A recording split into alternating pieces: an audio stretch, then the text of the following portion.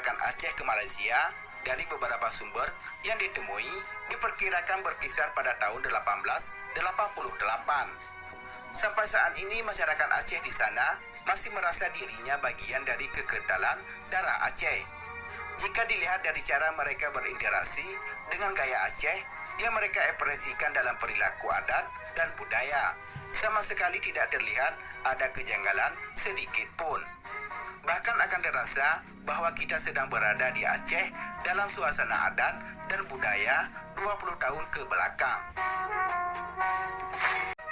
Di kampung Aceh yang Kedah, Malaysia, sering diadakan acara pertemuan antara warga Aceh Malaysia yang tergabung dalam organisasi Mesyuarat Agung Ikatan Masyarakat Aceh Malaysia atau disingkat dengan IMAM, di bawah naungan Tan Sri Datuk Sri Haji Sanusi bin Junid, bersama dengan tokoh masyarakat Aceh lainnya yang berada di kampung Aceh yang Kedah, Malaysia, yang selalu bersedia memfasilitasi, mempererat tali silaturahmi, memberikan motivasi tersendiri bagi masyarakat lainnya untuk ikut melakukan hal yang sama.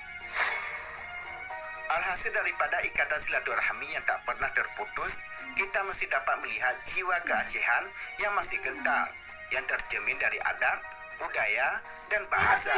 Meskipun telah terasing 1 abad lebih dari kampung halaman Indatu. Apabila kita berkunjung ke kampung Aceh yang Kedah, Malaysia, pasti akan dijumpai banyak hal yang serupa dengan apa yang ada di Aceh sekarang ini.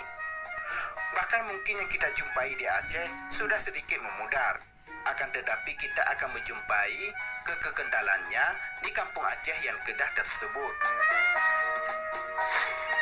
Nilai keacehan lain yang masih terlihat akrab dengan mereka adalah santun kata dan adab pejame atau cara menyambut tamu.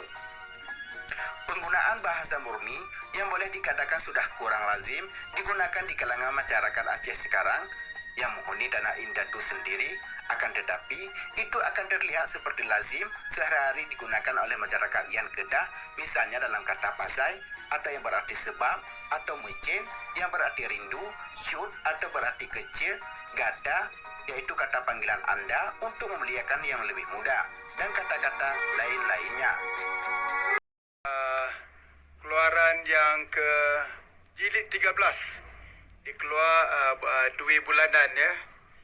Alhamdulillah, satu usaha yang cukup penting, yang sangat membanggakan, menjadi dokumentasi penting untuk sejarah khususnya anak cucu di masa akan datang.